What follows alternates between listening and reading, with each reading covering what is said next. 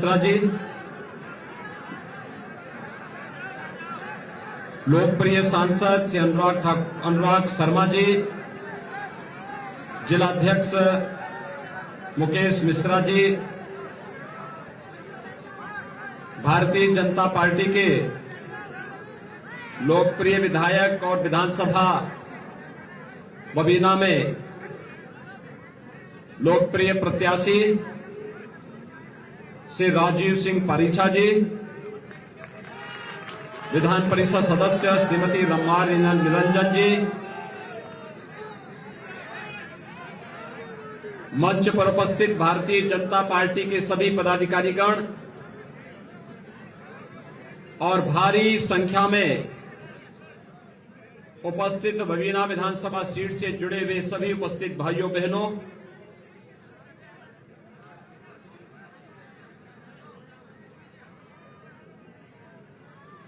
मैं झांसी की रानी महारानी लक्ष्मीबाई की इस भूमि को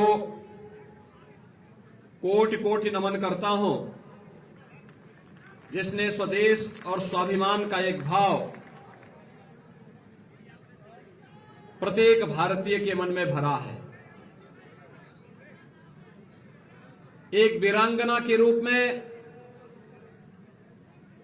जलकारी बाई की इस पुण्य भूमि को भी मैं नमन करता हूं, जिन्होंने देश की आजादी के लिए हिरंगियों के छक्के छुड़ाने में और उस कालखंड में महारानी लक्ष्मीबाई का यह वक्तव्य कि मैं अपनी झांसी हरगिज नहीं दूंगी, हर बुंदेलखंड वासी को आज भी एक नई प्रेरणा, एक नए जोश के साथ प्रेरणा प्रदान करती है। भाइयों बहनों, जब मैं झांसी की बात करता हूं तो इसी झांसी में इस देश के हॉकी के जादूगर मेजर ध्यानचंद जी ने अपनी कर्म भूमि बनाया था। एक नहीं, चार ओलंपिक में भारत को गोल्ड मेडल दिलाने वाले, भारत को एक राष्ट्रीय खेल के रूप में हॉकी प्रदान करने वाले मेजर ध्यानचंद जी की इस कर्म भूमि को भी मैं कोटि कोटि नमन करता हूं। और भाइयों बहनों, एक और प्रधानमंत्री मोदी जी ने यहां के लोकप्रिय सांसद और विधायक की अनुशंसा से झांसी के रेलवे स्टेशन का नाम महारानी लक्ष्मीबाई के नाम पर किया है। तो भाइयों बहनों, हम लोगों ने उत्तर प्रदेश में एक महिला पुलिस पीएससी की बटालियन के गठन किया है, उसका नाम हम लोगों ने वीरांगना झलकारी बाई के नाम पर किया है। और राज्य सरकार ने, भारतीय जनता पार्टी की डबल इंजन की सरकार ने हॉकी के जादूगर मेजर ध्यानचंद जी के नाम पर राज्य में एक स्पोर्ट्स विश्वविद्यालय बनाने की कार्रवाई मेरठ में प्रारंभ की है। भाइयों बहनों, यहां के बुंदेलों और चंदेलों की वीरता की गाथा को कौन ऐसा भारतीय होगा जो नहीं जानता होगा। और आज उसी का स्मरण दिलाने के लिए मैं बबीना विधानसभा सीट में आपके पास आया हूं। मैं कल से बुंदेलखंड क्षेत्र में हूं। हमीरपुर, राट, महोबा, ललितपुर, इन सभी सीटों से होते हुए कल शाम को एक जोरदार रोड शो में मैं झांसी में था। और सचमुच देखते हुए बनता था कि ये है हमारी महारानी लक्ष्मीबाई की झांसी, जिन्होंने संकल्प ले लिया है।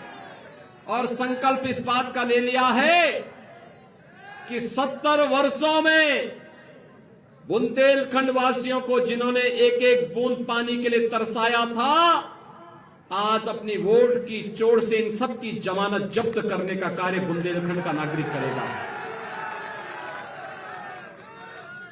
भाइयों बहनों, ये सच था कि मैं मुख्यमंत्री जब बना मार्च 2017 में, तो मैंने अपनी पहली यात्रा बुंदेलखंड से ही की थी, क्योंकि मार्च का महीना था और मार्च का महीना होने के नाते मैं इस बात को जानता था कि अगर हमने देर की तो फिर बुंदेलखंड में पानी का संकट खड़ा होगा। और भाइयों बहनों, उस समय मैंने पहला दौरा बुंदेलखंड का किया था और बुंदेलखंड को तब मैंने कहा था कि हम बुंदेलखंड को जोड़ने के लिए बुंदेलखंड एक्सप्रेसवे देंगे। आज मुझे बताते हुए प्रसन्नता है, बुंदेलखंड की अर्थव्यवस्था को एक नई ऊंचाइयों को पहुंचाने के लिए बुंदेलखंड एक्सप्रेसवे का काम लगभग पूरा होने जा रहा है। लेकिन भाइयों बहनों, ये बुंदेलखंड एक्सप्रेसवे का काम केवल आवागमन के एक साधन के रूप में नहीं, बल्कि बुंदेलखंड एक्सप्रेसवे का मतलब बुंदेलखंड के हरेक जनपद में औद्योगिक क्लस्टर भी स्थापित करने का हमारा अभियान है। और उसकी शुरुआत हमने डिफेंस कॉरिडोर से कर दी है। भाइयों बहनों, डिफेंस कॉरिडोर का मतलब याद करिए, सपा बसपा कांग्रेस की सरकारों में यहां पर अवैध असले बनते थे, इनके गुर्गे बेत असलों से व्यापारियों से वसूली करते थे। यहां खनन माफिया हावी था, भू माफिया हावी था, गरीबों की संपत्ति पर कब्जा होता था, अराजकता का तांडव था और अव्यवस्था और अराजकता की स्थिति में बुंदेलखंड में पलायन होता था। लेकिन भाइयों बहनों, अगर सपा बसपा कांग्रेस ने अवैध तमंचों की फैक्ट्री लगा करके तमंचावादी वे बने हैं, तो आज हम लोग बुंदेलखंड में डिफेंस कॉरिडोर के माध्यम से जब यहां पे भारत की सेना के लिए तोप का निर्माण करेंगे और फाइटर विमान का निर्माण करेंगे, और हमारा बुंदेला जब उस तोप पर बैठ करके दुश्मन की सीमा में घुसेगा, तो फिर महारानी लक्ष्मीबाई का ये वाक्य कि मैं अपनी झांसी हरगिज नहीं दूंगी, एक बार फिर से स्मरण करता हुआ जब दुश्मन की छाती को बेचते हुए दुश्मन की सीमाओं में घुसेगा, तो हमारा बुंदेलखंड का नौजवान इस बात को जरूर कहेगा कि मैं अपने दुश्मनों को छोड़ूंगा भी नहीं। भाइयों बहनों, आज ये बुंदेलखंड के हर एक गांव में हर घर नल की योजना साकार हो रही है। हर घर नल की योजना। और जल भी कैसा, आरओ का पानी उसके सामने फेल हो जाएगा। आपने देखा होगा, हम ऐसा शुद्ध जल उपलब्ध कराने जा रहे हैं, कहीं पर पाइप बिछ रही है, कहीं ओवरहेड टैंक बन रहे हैं और कहीं पर ट्रीटमेंट प्लांट भी लग रहे हैं। बहुत लंबा इंतजार नहीं, अब कुछ ही महीनों का इंतजार है। हमारी माताएं बहनों को जो गगरी लेकर के जाती थी, परेशान होती थी, दूर दूर से पानी लाने के लिए मजबूर होना पड़ता था। और उसमें तो बहुत सारे हमारे जवान ऐसे थे, पानी के कारण वे शादी के बगैर ही रह जाते थे, क्योंकि कोई अपनी कन्या देना नहीं चाहता था, पानी नहीं है, कैसे शादी होगी। लेकिन भाइयों बहनों, अब बुंदेलखंड में किसी नौजवान को कुंवारा नहीं रहना पड़ेगा। एक पुख्ता व्यवस्था हमने कर दी है। हर घर नल की योजना, पानी के लिए अब घर के बाहर भी नहीं जाना पड़ेगा, घर के अंदर ही पानी की टोटी रहेगी। सबको पानी, पर्याप्त पानी और निर्बाध पानी आपको यहां पर बुंदेलखंड में हर गांव में हर घर तक पहुंचाने का कार्य कोई कर रहा है। तो ये प्रधानमंत्री मोदी जी के नेतृत्व में डबल इंजन की सरकार कर रही है।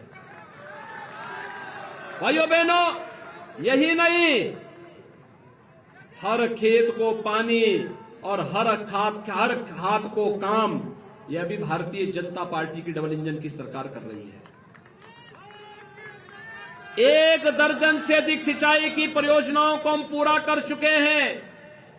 1 दर्जन से अधिक सिंचाई की परियोजनाएं पूरी हो गई हैं। और भाइयों बहनों, मैं आपको आश्वस्त करने के लिए आया हूं। कल मैं महोबा में था, हमीरपुर में था, ललितपुर में था, और मैं जहां जाता था पूछता था भी क्या स्थिति है। अर्जुन सहायक परियोजना ने जिस किसान के खेत का दाम 500-600 मिलता था, आज उसी किसान को 8,000-10,000 रुपया मिल रहा है। जिस खेत का दाम पहले 50,000-60,000 था, आज उसी खेत का दाम 8 लाख 10 लाख उस किसान को प्राप्त हो रहा है। ये बदली हुई परिस्थितियां हैं बुंदेलखंड की। और यही नहीं, लोग कह रहे थे रोजगार रोजगार रोजगार। मैंने कहा देखो, बुंदेलखंड एक्सप्रेसवे को बनने दीजिए, डिफेंस कॉरिडोर को बनने दीजिए, सिंचाई के सभी परियोजनाओं को पूरा होने दीजिए। बुंदेलखंड का हमारा युवा रोजगार के लिए बुंदेलखंड के बाहर नहीं, पूरा देश रोजगार पाने के लिए बुंदेलखंड में आएगा, और देने वाला बुंदेलखंड का हमारा नौजवान होगा। हमारा बुंदेलखंड अब किसी के सामने हाथ नहीं फैलाएगा, बल्कि एक बार फिर से हर बुंदेलखंड वासी कह उठेगा कि मेरा बुंदेलखंड तो सबसे प्यारा है, धरती से न्यारा है, स्वर्ग से भी न्यारा है। और भाइयों बहनों, यह कार्य किया है प्रधानमंत्री मोदी जी के मार्गदर्शन में भारतीय जनता पार्टी की डबल इंजन की सरकार ने। भाइयों बहनों, दूर जाने की आवश्यकता नहीं। मुझे बताइए, सच्चा साथी कौन? जो आपकी विपत्ति में रहे, संकट के समय रहे, वही साथी होता है ना। जो संकट के समय में धोखा दे वह साथी नहीं होता, वह अवसरवादी होता है। मुझे बताइए, इस सदी की सबसे बड़ी महामारी का हम सामना कर रहे हैं, कोरोना का। कोरोना कालखंड में मुझे एक बात बताइए, क्या सपा बसपा कांग्रेस के नेता आपका हालचाल लेने के लिए आए थे? क्या अखिलेश जी आए थे? क्या मायावती जी आई थी? दिल्ली से भाई बहन की जोड़ी आई थी? तो जब ये आपका हालचाल नहीं ले सकते, संकट के समय आपके साथ नहीं खड़े हो सकते, तो क्या इनको समर्थन मिलना चाहिए? दूसरी बात, आपने देखा होगा कोरोना कालखंड में मैं भी आया था, मैं दोनों बार आया था। झांसी में आया था, हमीरपुर गया था, चित्रकूट गया था, बांदा भी गया था, ललितपुर भी गया था, सभी जगह हम गए थे। फ्री में टेस्ट, फ्री में उपचार और फ्री में वैक्सीन भी। कितने लोगों ने वैक्सीन ले ली है? वैक्सीन के लिए किसी को पैसा देने की आवश्यकता तो नहीं पड़ी ना। सपा के समय होता क्या हो जाता, ये वैक्सीन के सब पैसा चार्ज करते, देते भी नहीं, वैक्सीन का निर्माण ही नहीं कर पाते। और अगर भारत सरकार फ्री में वैक्सीन दे रही थी, सपा के लोग इसको भी ब्लैक मार्केटिंग कर देते कि नहीं कर देते? तो इन लोगों से कोई उम्मीद करते हैं क्या? हमने तो फ्री वैक्सीन, सबको वैक्सीन देने की बात की। भाइयों बहनों, वैक्सीन का परिणाम है, तीसरी वेव कब आई कब चली गई कोई पता नहीं। वैक्सीन ने बचाया है ना जान को। वैक्सीन के ही कारण आज हम हजारों की संख्या में यहां पर खड़े हैं, यहीं पर बैठे हैं, एक साथ बैठ के चर्चा कर पा रहे हैं। अगर वैक्सीन नहीं होता, हम सब के सामने जान के लाले पड़ गए होते। वैक्सीन ने जान बचाया है, लेकिन वैक्सीन के बारे में भ्रमित पैदा करने वाले लोग मानवता के साथ खिलवाड़ कर रहे थे। सपा के लोग, कांग्रेस के लोग क्या नारा लगाते थे? कहते थे मोदी वैक्सीन है, बीजेपी वैक्सीन है। आज उनको जवाब देने की आवश्यकता है कि अगर ये मोदी वैक्सीन और बीजेपी वैक्सीन ने जान बचाया है, तो वोट भी मोदी को ही मिलेगा, बीजेपी को ही मिलेगा। बोलेंगे सभी लोग, जवाब देने को तैयार हैं।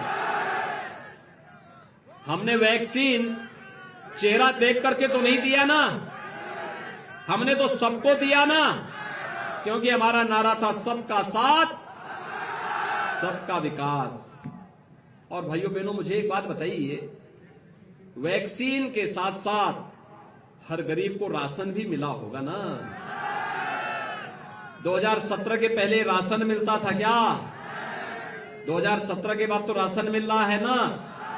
राशन से संतुष्ट हैं?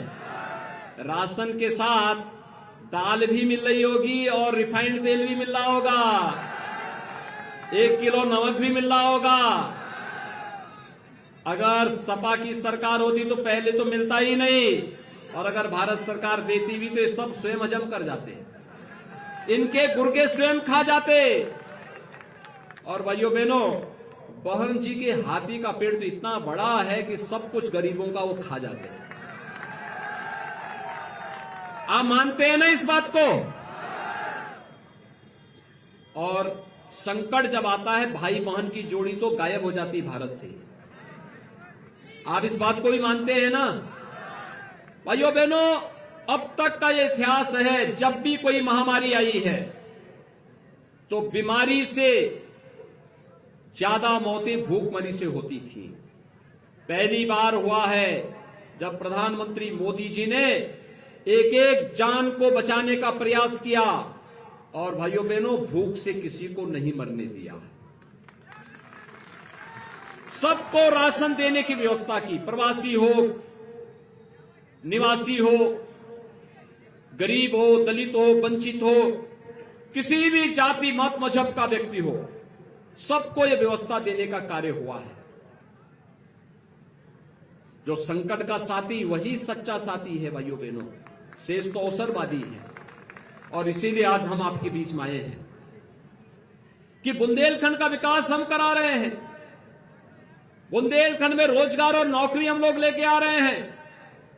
बुंदेलखंड में बिना भेदभाव के विकास भी हो रहा है, गरीब कल्याणकारी योजनाओं का लाभ भी मिल रहा है। और 2017 के पहले क्या होता था? बुंदेलखंड में माफिया हावी थे, खनन माफिया, भू माफिया, पशु माफिया, वन माफिया और तमंचावादी माफिया भी हावी थे ना? मुझे एक बात बताइए, आज राह चलते हुए किसी राहगीर पर, किसी व्यापारी पर या किसी बेटी पर कोई तमंचा तानने का दुस्साहस कर पाएगा? 2017 के पहले तो होता था ना, क्योंकि वे तमंचावादी थे, नाम समाजवादी, काम तमंचावादी, सोच परिवारवादी, यही तो होता था। उनसे आप कोई उम्मीद करते हैं क्या? 2017 के पहले यही होता था। 2017 के बाद भाइयों बहनों डिफेंस कॉरिडोर बन रहा है और पेशेवर माफिया बुंदेलखंड का अंतिम डकैत भी दूसरे लोग की यात्रा में चला गया। अब बुंदेलखंड में विकास हो रहा है और हमने तय किया है अपराधी और माफिया के लिए नहीं, नौजवान के रोजगार के लिए, किसानों के उत्थान के लिए, महिलाओं की सुरक्षा के लिए सरकार कार्य करेगी और कार्य कर रही है। हम लोगों ने तो अपने नौजवानों को स्मार्टफोन और टैबलेट देना भी प्रारंभ कर दिया है। समाजवादी पार्टी ने कंप्लेंट किया, हमने कहा भी 1 करोड़ नौजवान को दे रहे हैं, चिंता मत करो, सरकार आने दीजिए, अगले 5 साल में 2 करोड़ नौजवानों को टैबलेट और स्मार्टफोन देने का काम करेंगे। और केवल टैबलेट और स्मार्टफोन ही नहीं देंगे, बल्कि डिजिटल एक्सेस भी फ्री में देंगे। उसको अपने घर से पैसे की जुगाड़ नहीं करनी पड़ेगी, पैसा भी सरकार आपको उपलब्ध कराएगी। भाइयों बहनों, सरकार के विकास के लिए जो एक कार्य प्रारंभ किया है, आज उसका परिणाम है बुंदेलखंड तेजी के साथ आगे बढ़ रहा है। और बुंदेलखंड में याद करिए, हम लोगों ने तो किसानों का कर्ज माफ किया था। और बुंदेलखंड की जब मैं बात करता हूं तो भाइयों बहनों, अकेले झांसी में 60,700 से अधिक किसानों का ऋण माफ हुआ था। 60,700 से अधिक किसानों का। और आज प्रधानमंत्री किसान सम्मान निधि में अकेले झांसी जनपद में 2,50,900 से अधिक किसानों को प्रधानमंत्री किसान सम्मान निधि का लाभ प्राप्त हो रहा है। 6,000 रुपए सालाना। अकेले झांसी जनपद में 50,400 से अधिक गरीबों को एक एक मकान मिला है पिछले 5 साल में। 50,499। भाइयों बहनों, समाजवादी पार्टी की सरकार ने गरीबों के पेंशन रोक दिया था। दिव्यांगजनों का पेंशन, विधवा महिलाओं का पेंशन, निराश्रित महिलाओं का पेंशन, बुजुर्गों का पेंशन इन्होंने रोक दिया था। भारतीय जनता पार्टी की सरकार प्रदेश में वर्तमान में 1 करोड़ दिव्यांगजन, विधवा महिलाएं और वृद्धजनों को 12,000 रुपये सालाना पेंशन उपलब्ध करा रही है। और भाइयों बहनों, अगर मैं आपके झांसी की बात करूं तो झांसी में 12,000 से अधिक दिव्यांगजनों को, 1,38,700 से अधिक निराश्रित महिलाओं को और 64,900 से अधिक वृद्धजनों को हम लोग 12,000 रुपये सालाना पेंशन की सुविधा उपलब्ध करवाने का कार्य कर रहे हैं। भाइयों बहनों, अब तक 550 से अधिक नौजवानों को आपके झांसी में टैबलेट और स्मार्टफोन वितरित किया जा चुका है।